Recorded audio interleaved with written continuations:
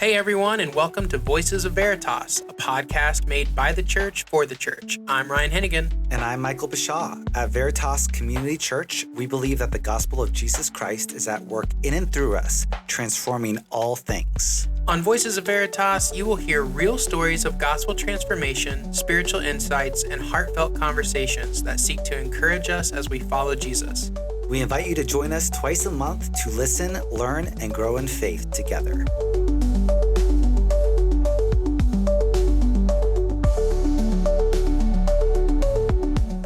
Welcome, everyone, to the Voices of Veritas podcast. I am one of your co-hosts, Ryan Hennigan, and I'm joined today with Michael Bashaw. How's it going, Ryan? Good. I'm really excited for today because even though none of our listeners can see us, we're in a new format, like new room, new tables. I'm pretty excited to see how this goes. Yes, the podcasts that we've done up to this point, we've been in a tiny room and over a tiny table. And we just decided it just like feels a little too uncomfortable, and we don't want that to translate to the podcast. So we're in a big room now. We've got a lot of chairs, bigger table, and we also have 4 guests with us today. So it is a party. That's right. This is, I think, the most we've ever had. Maybe 4, and we might be tying one of those in the past. Right. Yes. But our guests today we have Mark, Casaundra, both members of Tri-City, Veritas location, Pastor Brad, pastor of Veritas Tri-City, and then his daughter, Scarlett. Guys, welcome to the podcast. Thanks for having us. Good to be here. Yeah. So today's topic is the Nepal partnership. And please correct me if I'm wrong, but I know next to nothing about this, and I'm really excited to learn. But my limited understanding is that this is a specific ministry at Tri-City. I don't know if the other congregations, the other locations also partake. I'm sure you've had visitors across the church, but I have never really heard it mentioned. So I'm just curious, maybe Pastor Brad, you can start, give us just like a brief background on what it is, how long it's been around, and how long you've been involved. Yeah, absolutely. The partnership with Nepal basically got started, I want to say, over 15 years ago. In the early days of Veritas, when we only had the Short North congregation, only had a handful of members, really. There was a amazing young woman named Christine Pellegrini, now Christine Ferch, who was graduating from college and felt really called to international missions, and she was with an organization called Operation Mobilization, and was sent to Kathmandu, Nepal. And so she was really one of the first, if not the first, international missionaries that we ever sent out as a church. And we helped her raise support. We sent her, stayed in close contact, and we're really just amazed to see what God did in that partnership through those years. And while she was there, sharing the gospel and serving the people of Nepal, she met an all right young man, a pretty awesome guy named Mark, who's with us now. And when they fell in love and got married, it was really my honor to do their wedding when they came back. How long ago was that? It was 2014. 2014, yeah. And so almost 12 years ago. Oh, wow. Wow. Coming up. Wow. There you go. Congratulations. Hopefully I remember it. So. Yeah. And since then they came back, it's right around the time where we were continuing wanting to build on this partnership. And so we took a trip. Actually, the first one that I took was with my wife and several other members. And we were trying to figure out what would it look like for us to continue now that Christine and Mark were back to invest in Nepal. And during that time, we built a very close relationship with a Nepali pastor named Hari, who has just been an extraordinary blessing to us, and that we partnered with since then. So, Mark, is it safe to say that you've been involved since 2014 then, or With Veritas, yeah. Okay. So my partnership with Nepal dates back to 2006 when I was a freshman student at Moody Bible Institute. And I had met a representative of the mission agency, Operation Mobilization, who Christine and I went with. And there's a big missions conference there when they set up their booths and you go around, and this guy specifically looked at me, and I was just like, hey, I'm interested in missions. I grew up as a missionary kid, so I've always been interested in missions. And he was like, we really need young guys like you in Nepal. And he said that to me in 2006. It might have been 2007 now that I think about it. But that just stuck in me. That's just stuck in my heart. And when I graduated in 2010, I went and I met Christine there. We both went separately. I'm from St. Louis, Missouri originally. And then, when we met and fell in love and were engaged, we were praying about, hey, where should we live when we go back to the States? And she told me about a church named Veritas and how amazing it is and how much like home it is to her. And I was like, okay, sounds like we have a place to live when we go back. So we moved back in 2014 and never left. So that's not an endorsement for Veritas. So you mentioned that you grew up as a missionary kid. Yes. Where are some of the places you've been? So the first 5 years of my life were in Greenland, up north. Okay. My parents were with a mission agency called New Tribes Mission, and they went there to be church planters. And after that, we moved back to the States for a couple of years for them to train at the NTM, the New Tribes Mission Training Center, and then we went to Mexico for another 5 years. And then around the time me and my siblings were all entering high school, we moved back to the States where we were based locally. That was St. Louis, Missouri. And then my father became the field leader of Bolivia stateside, raising local teams and funds to serve the local church down there. Okay. And Cassandra, how long have you been involved with the Nepal Partnership? Actually, it's much shorter than Mark, so I hate to follow him up. But actually, last year, Brad was preaching one Sunday, and it was probably in January or February. Like, the trip was happening in March, and I remember he was like, we're still looking for people to go to Nepal. And I had gone to Cambodia the year before on like a short-term mission. And so I wanted to be able to go back, but I was also engaged and going to get married in May. And I was like, I don't know if I could do like a 2-week trip or a 3-week trip. But Brad was just going for 10 days and it was only going to be a week off work. And I thought, wow, maybe this is, the answer to my prayer of how I could go on another short-term mission. And so my, partnership with it really didn't start until last year. I'm so impressed that you said you were getting married in May. Oh, yeah. You were like, March, we'll go on a 10-day trip to Nepal. To me, that's amazing. I love it. Well, it was wild because it was such an answer to prayer because Scarlett was planning on going and we were just longing for another woman to be a part of the trip, to just connect and to help us really serve the people there. And it was getting so close to when we were leaving, I was like, there's no way we're going to find somebody else. And then Cassandra was just crazy enough to come up to me after the gathering and say, you know what? I think I'm interested. I'm like, you're in. Perfect. Wow. I definitely, it was a very busy few months, but it was so sweet and special, and to go to Nepal and be part of that and then come home and get married. So yeah, definitely fits my personality of just probably taking on a little too much. Well, then, Scarlett, you were on this most recent trip as well. Is that correct? Yes. Is this your first trip to Nepal? Yeah. Okay. Can you tell us a little bit about how it was being your first experience, and tell us a little bit about the team and what that was like? It was like the first time I'd ever really gone out of the country, so it's very different, and I had a lot of fun, but I was really happy that Cassandra could come because I wasn't wanting to just give both of us for the whole time. You didn't want that much time with your dad? But I also really loved, after we got there, meeting Hari's family because we were with them for most of the time. And I got to become friends with Tirza and Aragana, which is his daughters, and had a lot of fun with them too. I'm a practical guy. I think practically, like, talk to me about the partnership. Like, Pastor Brad, you mentioned like growing and spreading the gospel. What does that look like? We obviously at Veritas value missions a great deal, but we don't ever want our approach to missions to just basically be spiritual tourism, where you just travel for a short-term trip to have a spiritual experience. We want to make sure that as we invest in partnerships that we were actually having a legitimate, valuable impact to serve the indigenous church, the church that's going to be there long after we're gone.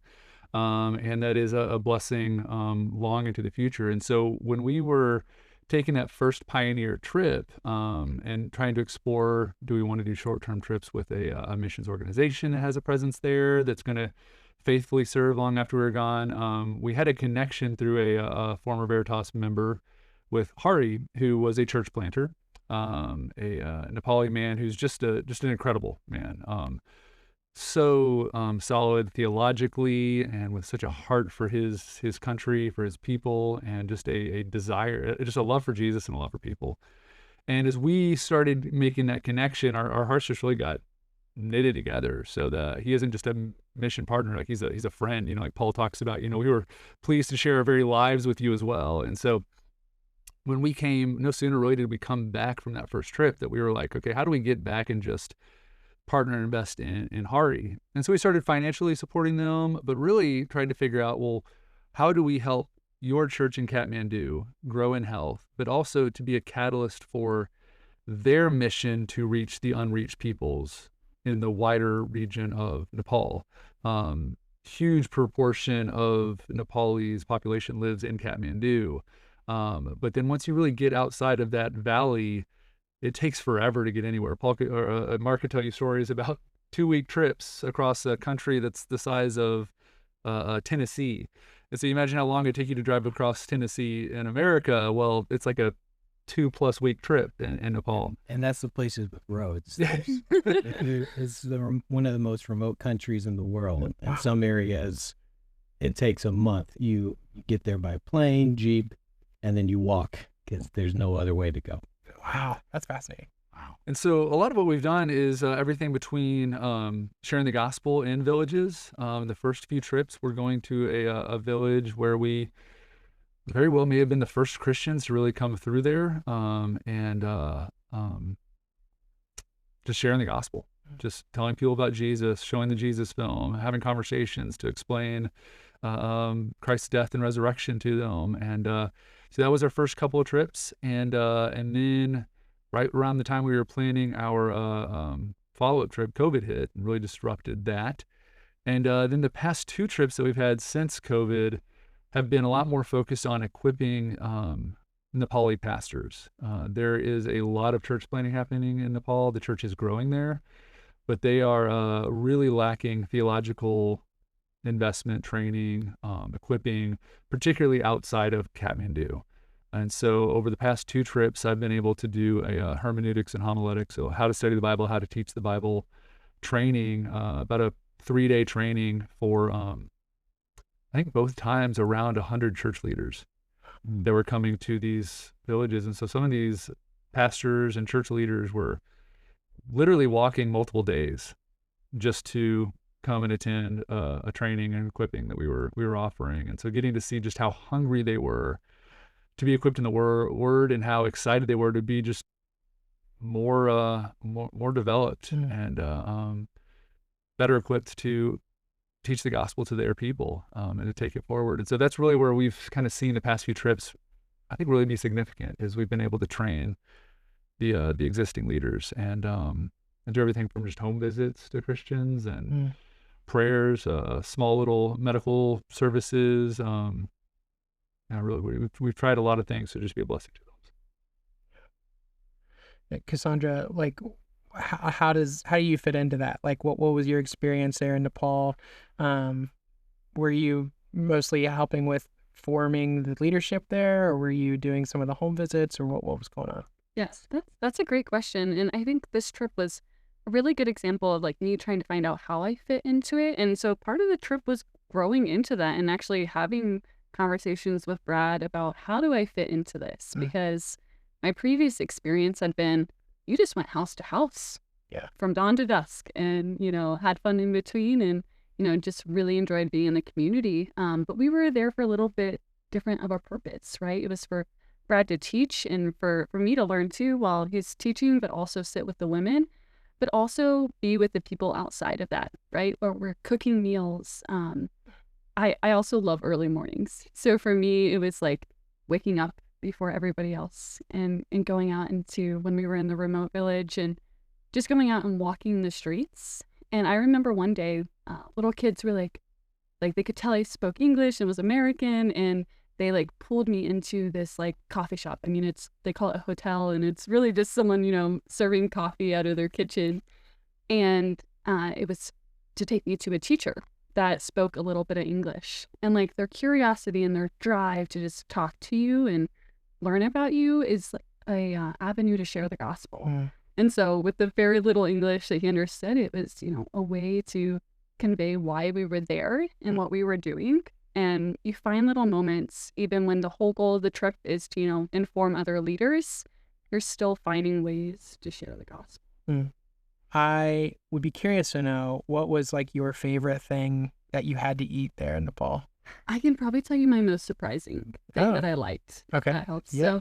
So it was one of our last nights, I feel like, in the remote village. And, you know, someone was just like making us food in their, you know, house, just sharing what they had with us. And it was just like fried fish, but I mean like head on little tiny little fishes. And it actually wasn't bad. Like I was hungry and skeptical, but it was actually like, okay, this is fine. Like this is good. And it was just surprising that I liked it. But there were like some traditional foods. Mark could, you know, say the names better than I could remember them. The national dish is called dal ba. Dal is like lentils and bat is rice, and it's literally a plate heaped with more rice than you could possibly pack into your stomach, and then a cup of like lentil soup, and then other things like some different types of vegetables and things, and you mix it all together and eat it with your hand. You eat with your hands in Nepal. You don't often use utensils, especially in some of the more traditional remote places outside the city. Interesting. Mark, could you give us a little picture of Nepal for people who don't know much about the country, which includes Sure. And then like on top of that, this most recent visit, like you talk about being in the remote village, where the village is. And can you paint a picture for us of what the travel was like to get there and how long it took? I wasn't on this most recent trip, Yes. but it's all kind of similar. So I can speak on a little bit of it, but I'd love to defer to some of the other folks who were there.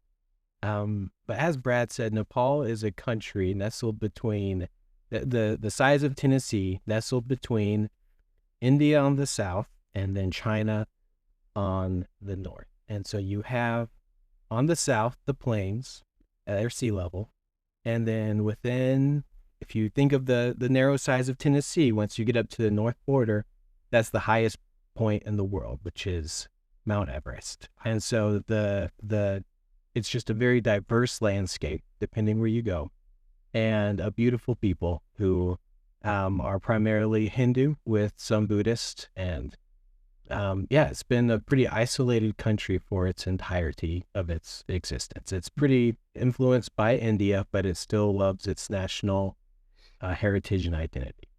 And so when you think about the church and coming in, a lot of Nepalis see it as a threat to their identity, their nationalism, which is to be Hindu. But it's still a very welcoming people, as Cassandra said, who just are so curious and quick to smile and to share their lives with you. It can be frustrating at times as well. If you think of a culture the exact opposite of American, it would be Nepali. Even the way they phrase their sentences, their sentence structure is the complete backwards way of how we would talk. And so learning the language, everything, it was such a huge culture shift that I love how Cassandra said that once you just embrace it though and find your fit, it just kind of becomes a beautiful thing. One of the trips we did, the first one we were talking about to the remote village, we didn't know what that would be like. So we took on their highway, which is like a 2-lane road basically. And then for, 6 hours, and then you hop out, and then you're like, okay, it's up on that hill. Like, what? Hill? That's a mountain. So in Nepal, you only call a mountain if it has snow at the top. But, the elevation was still pretty high, and it was literally a staircase of stone cut into the hill. My air quotes, you can't see me using them. And we basically had to get on the Stairmaster for 3 hours up to the top of this mountain. Oh my And goodness. that's where we stayed for a while. But I also feel like Brad has a crazy story that like scared me half to death about travel in Nepal. Like something about the rain and like hiking through like craziness. When you visit Nepal, the time of the year is probably the most important factor because they basically have a rainy season that is from about May to September, early September-ish. And it is just monsoon. You cannot get anywhere. And then they have a very cold season in the winter. But we scheduled a trip at the very end of August, thinking that we could fit it in before when our teams were available, thinking we could fit it in right at the end of the rainy season and that everything was going to be great. It was not great. And so we got there and the rain was just unimaginable. And so we were on the main road going from Kathmandu to Gorkha, the Gorkha district. And about 2 a.m., we just got stopped and we were like, what's going on? And asking Hari, he's translating for us. And we found out that evidently the road had washed out up ahead. And so we're like, well, okay, that sounds like it's a big deal. But when are we going to be? They had no way of knowing we were getting through. And we had like about 100 people that were coming to a training and I was supposed to teach at 9 a.m. the next morning. And it's 2 a.m. and we are on the other side of the mountains from there. And so I don't know whose idea. I think it was Scott Warner's idea. I think he was just wanting to get out of the car. He's like, let's walk. And so we throw in and it is just downpour. And we throw on our backpacks and our ponchos and we just start walking on the road. And over the whole night, I mean, we walked all night. I think I remember counting 32 washouts. So full on mudslide that washed out the road that we had to climb and crawl through. And at some points, I think even a couple of us got stuck in. But we walked all night. And so we got to the other side of the mountain by the next morning, I think around 6:30 or 7, and paid a guy like, I don't know, $10 or something to let us sit in the back of his truck. And he drove us to the church that I was teaching in. So we got there, I hopped in the shower, and 10 minutes later I was teaching the how to study and how to teach the Bible class. Wow. Yeah, that was a night to remember. Gosh, yeah, I would never forget that. I mean, talk about dedication. You guys are literally trekking through mudslides, which can be lethal, and you're doing it in the dark with an ocean basically around you. Yeah, headlamps on and trying to find our way. That was something. How did that Bible teaching go? I have no recollection. Hopefully, I spoke with some degree of clarity. So. I think that's where God's grace definitely comes in on these trips, because I remember that training. There were 4 of us on that trip, and all 4 of us had different segments to teach, and we were walking through the night, not sure if our bags were getting drenched like we were. And I remember the next morning when it was my turn, I didn't have to teach it, and I got there and I passed out. And then Scott woke me up. He's like, hey, you're on in 5 minutes. And I was like, where am I? What? Wow. So then we go there, and I'm standing there with blisters on my feet, still sand between my toes from the landslides, and just sharing this training. And I just remember thinking, like, only by God's grace is this possible, and does this make sense? Or else we're just crazy people, like you said, risking our lives to do something weird. No, that's amazing though. Like, not only is it dedication, but like you said, God's grace, like his provision, like keeping you guys safe, and having somebody you're able to, hey, can we hitch a ride in your truck? Like, probably good timing. So you this might be a weird question, because what I'm gathering is like you guys, your work spreading the gospel there is a lot of like training the established leadership in churches there or in Christian communities there. But Mark, you mentioned like as a sense of pride, they can be kind of hostile to the gospel. I don't know if hostile is the word you used, but there's appropriate. Okay, so there's some resistance. What was that like when you, like, again, you're talking to pastors, but when you're talking to lay people who are there who might not be familiar with the gospel? You mentioned, Pastor Brad, you guys might be the first Christians in some of these places in Nepal. How did that kind of make you feel? What was the experience? Were there any like aha moments, for lack of a better term? I can just say real quick, and then I think that Scarlett and Cassandra actually had some really great relational connections that they had. But one of the things that I have found both in equipping the leadership to better teach the Bible has been incredibly significant. But some of the most memorable moments have been conversation I've had with non-Christians. I will never forget at one of the stupas or the temples. I think this one was a Buddhist temple, and they are surrounded by these cylinders with prayers on them or mantras, and people will just go there and spin the wheel. And every time they spin the wheel, essentially it's acting out a saying of a prayer, which helps them earn merit or good karma to then offset their bad karma. So they would just spend the day circling the temple and spinning these wheels. And I was talking to this one man who actually had his own little personal wheel. It looked like a noisemaker, a kid's noisemaker for a party. And he just spun it the entire time he and I were talking, thinking, every time I spin this, it's helping me get good karma. And so I remember asking him, why are you spinning that? And and he explained that to me. And I said, well, do you ever think you would be able to spin the wheel enough? Do you think you could ever possibly spin the wheel enough to outweigh all the bad that you've done? And he just kind of this look of resigned, just sorrow. And he just said, I hope. And I think that really encapsulated so much of the burden of this of a religion that truly believes that your only hope is to, over the course of many lives, slowly escape this karmic cycle. And so then I asked him well, what if there was someone who actually had perfect merit, and they could take all of the bad merit you've ever had and give you perfect good merit in its place? And he just looked at me and said, that would be the best news the world could ever hear. And so it was just, you see how desperately, even if they don't know they need the gospel, how desperate they are for the hope of the good news of Christ. I really enjoyed when we were in the village seeing Scarlett, who I imagine this village that we were in the last trip had seen some Westerners before, but I don't think they had ever seen an American kid before. And so Scarlett got a little taste of what it would be like to be like YouTube famous. Definitely, when we first got there, I remember walking with Tirza down to the church because it was like a far walk down a hill.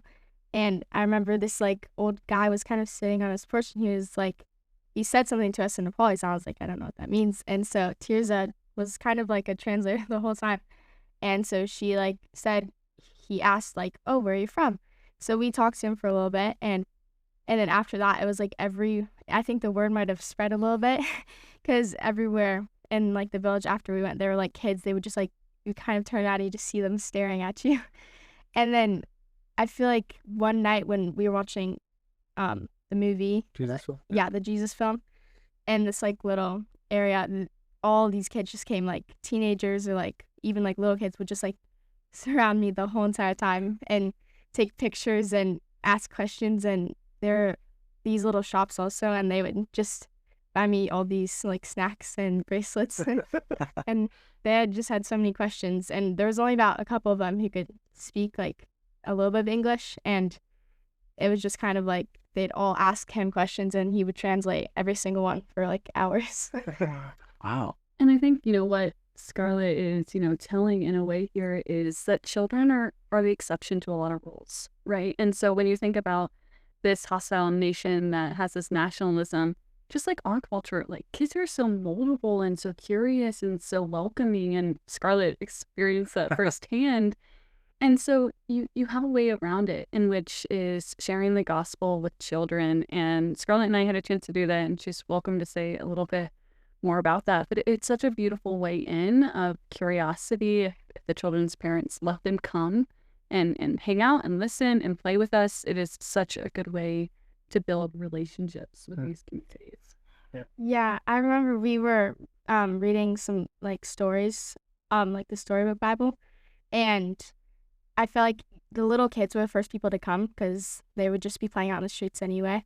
And then over the like days and time, like more and more kids would just like kind of stand kind of across the road, and just like they were so intrigued, and also kind of, I think, nervous almost.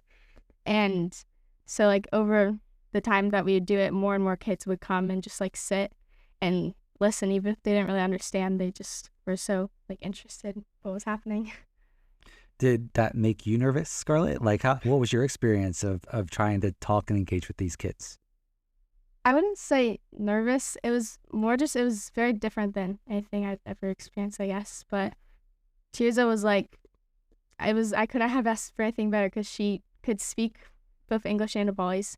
And like walking around with her, I think if I was walking around on my own, I would not have talked to many people. So I think walking around with her, it made them feel more comfortable maybe and more friendly. Was there any just like outright like objection and hostility to when you guys would share the gospel? Was there anything like that? From the trip 2 times ago, we had an amazing opportunity to go with Hari and his church outside of Kathmandu, outside of the valley, and do baptisms where Brad actually helped baptize several of the brothers and sisters. And we specifically went out there because while as Americans, I think they're very used to seeing travelers coming to trek the famous places and things like that. But I remember there was a lot of, it's now illegal to proselytize and to convert somebody to Christianity. In Nepal, they wrote that into their constitution. And so they took people out to be baptized outside of the valley to a pretty private and remote place where a lot of bystanders weren't. And while we were having our worship service after, another Nepali man came up and people got kind of nervous and invited him, and we all just tried to show him love. And just because we did sense that fear though of the church has of persecution, and that was a way we experienced it 2 trips ago. Yeah, I haven't experienced it as a foreigner. I think that for us there might be a little bit of more gracious. I've definitely seen the Nepalis that we were with at times feeling a little bit more nervous about what may happen. But we've been really blessed in all of our trips to not face really any opposition of real note. In fact, even this last trip in the village that we were in, the local police kind of precinct was next door to the pastor's house that we were staying at, and had no issue. In fact, they were extremely friendly with us when we were walking around. When we set up the Jesus film to be shown, everybody would we couldn't get I brought a battery pack to I literally carried this extremely heavy battery pack on my back the whole way to Nepal, get there and set it up, and it won't work. And I'm thinking, oh no, like we did all this and wanted to show the Jesus film that so clearly lays out the gospel in their language, and just random people kind of worked together to run a makeshift extension cord out of one of their houses so that we could plug in and show it. And it was, I mean, literally the neighborhood helped us to carry that out so we could show it. So we've been really really blessed so far. Which is actually even more of a generous thing than it sounds, because it's not like they just have electricity all the time. They only get it for a certain amount of times. I don't know if it's based on like the generator or whatever is giving that supply. It only runs for a little bit and shuts off. Like I remember in the house that we were staying in, that was happening. So if it was anything like that, it makes it even more generous in the fact that they were sharing something that was actually more limited than we're used to. That's crazy. So is it still illegal to proselytize? I mean, you said that was 2 trips ago, but it's still in their constitution. So a little more about the history. It was a kingdom up into the 1950s, and then a civil war broke out in Nepal, where the monarch family was killed, and then the new government came into power, and that was the first time it was recorded that there were Nepali Christians in Nepal after this time. I'll show you a picture. These are the first documented Christians in Nepal, and you can see them smiling, but they're behind bars because they were imprisoned for that. And so that was what it was back then. It's then became legal to be a Christian and to share. But recently in legislation back in, I think it was 2017 or around then, there was a lot of pressure from India for them to change their constitution and for them to take back up their Hindu pride. And so it did become illegal. And so there's just a lot of nervousness around it. There hasn't been a lot of reaction, as Brad was saying. In some places, they just don't care. Sure. It just kind of depends where it's more extreme, kind of different pockets. country. Sorry, when you say it's illegal to proselytize and convert, is that specifically talking about the Baptism Act? When we were there on one trip, there was news of 5 pastors being arrested for Nepali pastors sharing their faith with other Nepalis, but it's just so inconsistent that it hasn't been very consistently enforced at different times, and it depends a lot on the city, the region, the area, how you're doing it. I think they would react quite differently if it was much more of a relational connection and you're in somebody's home versus if you just were doing street preaching, for instance, in Kathmandu. It would be received very different. But as you probably heard, that there was a big uprising in Nepal, how is that, 4 months ago, I think, where essentially the youth of the nation really rose up and just rebelled against the corruption that had just so taken the country for so long. And so they are actually having elections, I believe, this week. Tomorrow, to elect a new government. And I was just talking to Hari a couple of days ago, and he was saying they're very hopeful that that it will continue this trajectory of more and more openness for Christians. And so we'll hopefully see the fruit of that in future trips. So with the enforcement being so spotty, is it unfair to say that like the church is underground there? Like, is it? I wouldn't call it underground because you can clearly see the buildings you go to will have crosses on them, and everybody knows that it's the church that meets there. Hari's openly a Christian. You're free to go to gatherings to worship. Non-Christians can go to gatherings to worship. I think what they're really trying to do is just intimidate the church away from actively pursuing evangelism and to reach non-Christians. And from what I had read on it in the past is that the church was growing incredibly fast, particularly among the lower castes. If you know much about India and Nepal, they're countries, societies that are really ruled by caste systems, and some of that has changed in more recent generations, but it still is an influencing factor. And so you'd have these lower castes, members of the lower caste, that really were just disregarded, despised, just very, I mean, we use the term marginalized here at all, but I don't even think that really touches on how othered these people were. And you hear then believers are coming to them saying, you're not condemned because of some sin you allegedly committed in a past life, but you were created in God's image, you're valuable, and he loves you so much that he came to die for your sins, to invite you into a relationship with him, to redeem you for his glory. And you're proclaiming life and hope to people who've really never had it or never imagined living in light of it. And so you're really seeing a great deal of response to the gospel in Nepal. And so it really does seem a little bit like they're just trying to keep people from doing an act, but didn't have really the desire to consistently at least enforce it, even though I do know that you have to be aware, you know. I'd be curious to know just a little bit more about your personal experiences on the several trips or few trips you've been on. I know, as I mentioned earlier, when I did a trip to Nicaragua, like I experienced some serious culture shock the first day, because we did a homestay, and everywhere is different, but some of the homes we were in like didn't have running water. Some of the homes you would see like barbed wire fences everywhere. I just didn't know how safe you were. So it's just like once you got through the jet lag, it's like the culture shock set in. So did you guys experience any of that? I know you've been several times, some of you, but maybe even the first time being there. Scarlett, I'd be curious to know about you in particular. Like, did you experience any culture shock? Definitely. I think the first part was probably the plane. There. It was very different than planes here. I feel like we rode with like an Indian plane. It was not a good plane experience. I'll just say that. Literally, the armrest came off when I sat down. The tray table fell off of my seat. It was rough. Yeah, but definitely like the houses there. Even just like the way that the whole city was so different than here, I guess. And also the people are just like, I don't know. Lots of people we met were just like so welcoming, and like Alina was just like, I'm your mother in Nepal now. Like you have a mom here and there. So I feel like it was just like it was so different. But I don't know. I really liked it. What about the hamburger you ordered that one time? Oh, Gosh, it was me and so- Cassandra wanted a hamburger so bad, and then we went to this one place. We got it, and it was the most disgusting thing ever. You know, get a little cultural background for this. It's not beef in Nepal. What would it be?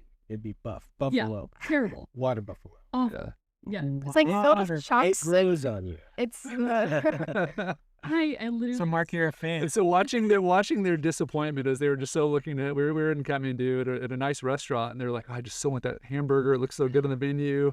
And they ordered it, and I was just like, I don't think that's going to be what you think it's going to be. And then you tried it, and you're like, it can't be that bad. It's like, it is terrible. Was it just a hamburger besides the fact that the meat was different? Was it still like an American style Yeah, burger? yeah. It was an American style restaurant. Yes, yeah. Okay. Very tourist based. Yeah. But still like the, And now the pizza there, we had It's so good. fantastic Yeah. pizza. And you really liked the dalbat. Oh yeah, though especially the stuff in the village, they would spend all day making it, and like the chicken would be like butchered that day, and Chicken was everything. alive a couple hours before you ate it. It was really good. What is dalbat? It's the rice and the lentil soup Oh, that okay. You said that. Sorry. What does water buffalo taste like then? What is the texture? It's like a really flavorless. It has the consistency, I think, more of. It also beef, it feels but- like there's like a lot of, I don't know if it's lentils, but something is like mixed in with it, and it was just like there'd be gross like green stuff in it. I don't even know. Yeah, I couldn't tell you. I took Yeah. one bite and I called it. So, It's very lean, so it doesn't have all the fat content that makes beef so mouthwatering Yeah. good. Yeah. It's more so just Bit it's like a drier. work animal that worked the fields, and now Yeah. it's on the table, and it tastes like Mm. it was a work animal.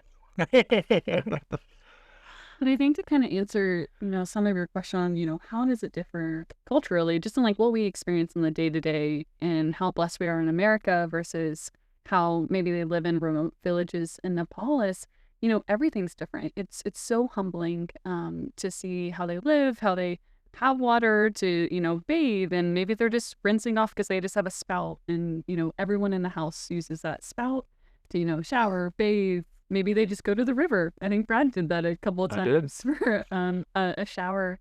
Mm. And so it's so different in that dynamic, and just hygienically in terms of, think about, we wash our clothes, weekly, and, can shower right at home. And even the bathroom situation, which we don't need to talk about, is totally different than here in America. I do think one of my favorite memories was when we were, it was actually one of the nicer village houses that we stayed in was this past trip. And, we were still just rolling out sleeping bags, sleeping on the floor. And it's essentially a house that was nicer, but it was made with just mud bricks and made by hand by people in the village. Because I believe this last trip, the village we were in, as of 5 years earlier, there was no road to it and there was no access to electricity or the internet. And so I think that it was essentially Hari had first gone there because they just started trekking and walked for several days until they came to a village where they found some believers, because there was a Christian in this village who had came to Christ on a trip to India. And then he just started serving there. And so think about a 5-year period gone from having really anything in that village was carried on someone's back or maybe on the back of an animal. And then in a matter of 5 years, they have a road, they have internet, talking to the kids about what they want to be when they grow up. They said they wanted to be YouTube influencers. So They all it's like, It's amazing. You don't have like running water, like washers or dryers or, anything. But they have phones in the houses, Yeah. which is so unique. smartphones. Yeah, Yeah, smartphones. Yeah. they would all like ask for my like Instagram and Facebook to follow me. Mark, so correct me if I'm wrong, but you mentioned that in the States, you've done some work with like a Nepali population here Yeah. in Columbus in particular. Mm-hmm. So talk to me about what that's like. It was a secular job run through Columbus State Community College, where we partnered with elementary schools around Columbus to go in and do a after-school program for people learning English as a second language. And so I was based in the North London community, which at the time had an extremely high density of Nepali people. I mean, I would drive through apartment complexes up there to do home visits with these people, and it felt like I was driving through little Nepal, because you'd see people hanging clothes on lines outside of their apartments, and you'd smell Dalbats drifting through the air, and you'd walk by and you'd have people excitedly coming out asking me to come in to have a cup of tea, and it really felt like Nepal in America. Specifically, Bhutan had a population of Nepalis who Bhutan then exiled, kicked out of the country. And then when they went back to Nepal said, "You've been gone for a century. We don't recognize you as Nepalis." So then they became refugees. And so then at that point in time, Columbus, Ohio had the highest population of Bhutanese Nepalis outside of Nepal at the time. In what ways do you think the Lord met you or stretched you, and the trips that you've taken to Nepal and the experiences you've had? Cassandra, maybe, I don't know if you're ready to share. Or, Yeah, I mean, I kind of touched on it a little bit earlier, but I think on, this trip specifically, this most recent trip, it was so hard for me not being one of the teachers, not to just settle into the pace that is Nepal, which is slower, and to be more of an encourager and to more live life with them and share the gospel that way. And so I really struggled. I remember, taking my study to, one of the coffee shops as we were passing through town and just praying to God, like, help me be at peace with what I'm doing here. And so it was really hard for me to adjust to the Nepali lifestyle and how I could serve. One thing to add to that is a big part of why I was so excited for Cassandra to come is she was one of the most passionate and yet flexible people that we've been blessed to take on a trip. Sometimes people who really need to have everything just go by the book struggle when we get there. And I would say that Cassandra's probably a pretty organized, detailed person, and yet she just had this spirit-filled flexibility when things needed to change. But one of the real desires is, since getting this partnership kind of relaunched post-COVID, is as much as it's a blessing to invest in pastors and leaders, we didn't want it to merely be a trip where that's all that we're doing. And so just having her there, and I remember just kind of commissioning her, I'm like, please just look for any opportunity, not just for this trip, but for the trips going forward. Help us to dream about, how we could craft a team to better serve, better equip, better train, better evangelize, better do everything that we could do. And I think you just kept a journal pretty much most of the time. It was like, okay, these are all the things I would change for future trips. And it was like, yes, like that's what we really want to. Scarlett, what about you? What do you think something from this trip maybe you learned or the Lord was teaching you or met you in some way? Especially for me, I like the traveling, like there and back was my least favorite part, I think. And I get very anxious about some stuff. And I think throughout that time, I've learned, not that it was just worth it, but that it's because of what we were doing, it was gonna be okay eventually, I guess. Yeah, it was worth the struggle. Yeah, it's good. I like that. Pastor Brad, what about you? I think I've been there enough now where I think you can kind of drift into this, I know what to expect. And so this last trip, I was teaching, again, how to study the Bible, how to teach the Bible. And then at the end, we had some extra time, and we're just doing kind of a Q&A with the pastors that were there. And what really struck me is was I started getting tons of questions about food sacrificed to idols, which, if you haven't read the New Testament recently, is kind of a pretty big theme in the New Testament. And as Americans, we read these, letters of Paul, particularly, 1 Corinthians chapter 8, and we just can kind of be like, what is the point of this?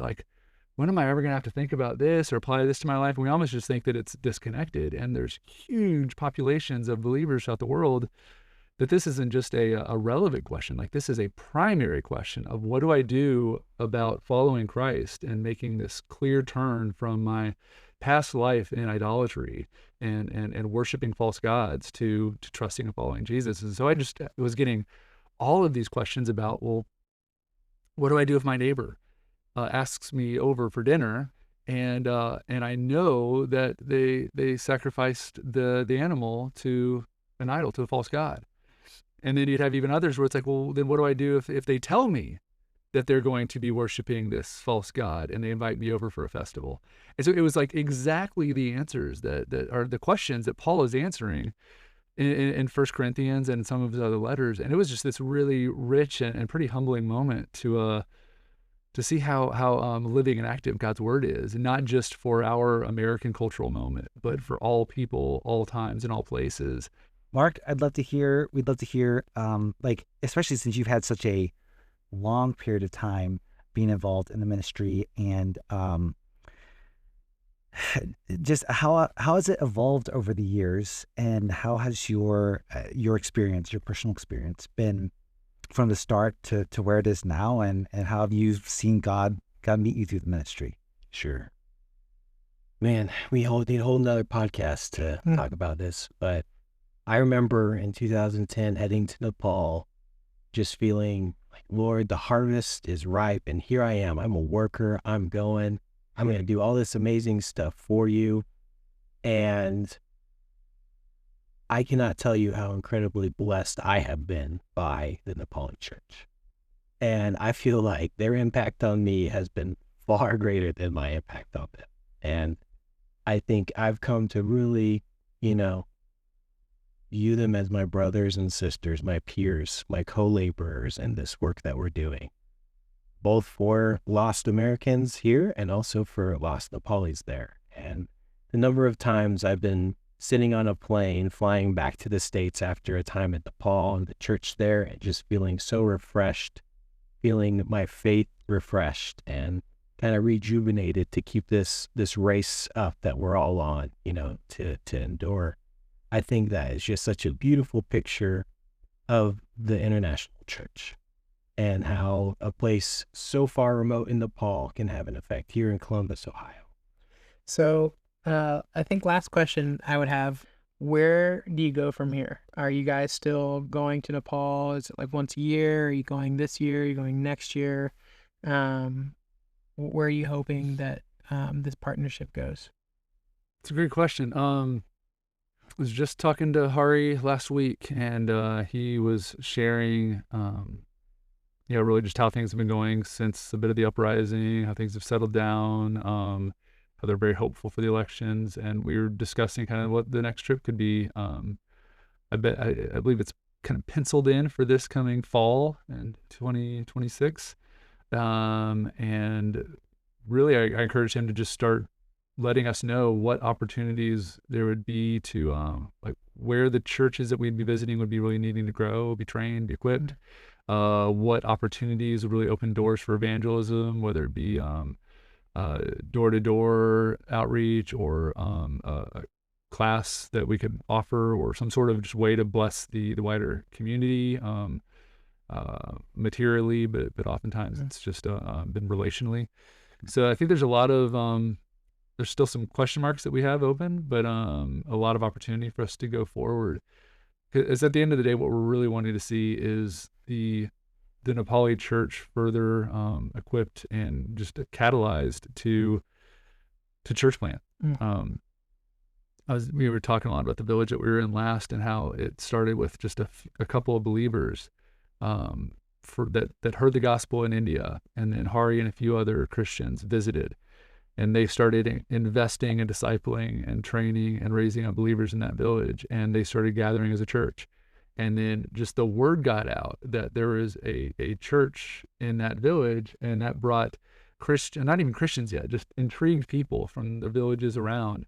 And people were walking 8 to 12 hours to just be at the church to worship and to hear the gospel. So I think the next time you're kind of like, it's not really worth driving into church, or I want to sleep in a bed. It's a little grace-filled challenge there, but they were walking that far from other villages just to come and hear the gospel. And then as people in those villages were coming to Christ, then after doing that walk for long enough and sharing the gospel more, once they got just a handful of believers in those villages, then they planted other churches. And so that one village church has planted 5 churches in the valley surrounding them, and in the smaller little towns and villages that are kind of on the hillsides.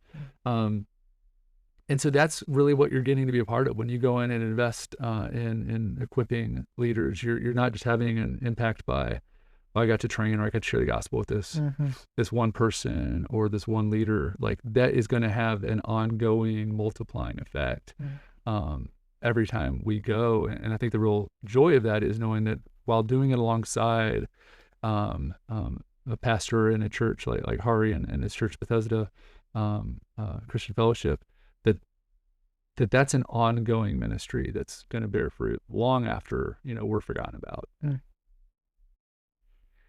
Well, I think just one of the things I keep noticing as almost a through line through all of your guys' like stories and responses is just what God can do with the faithfulness of one person or a few people. I mean, you kept mentioning Pastor Hari over and over again, and Mark, even your wife, Brad, when we first started the podcast, talking about how did Veritas get into this? Like, where did this come from? Her faithfulness, her drive of bringing this to you guys, and launching this as the fruit. Who knows where it's going to go from here, and that one church planting 5 other churches in the valley. Like, it's just amazing to see that there's that Christian phrase or whatever, like God will equip where he guides, but it's like when people are faithful, even if it's just one person or a couple people, the passions that he's given them, the skills that he's given them, when they're obedient, like he can really do like globally changed gospel work. So I just like that's just been something that's been kind of like resonating with me as we've been talking to you. It's just like the amount of people who just are gonna be faithful. It can just take one, so it's been really cool to hear your guys' stories, and Michael and I just really appreciate you guys taking the time and listening to you, and hopefully our listeners will as well. Well, that'll do it for us today on the Voices of Veritas podcast. Tune in next time.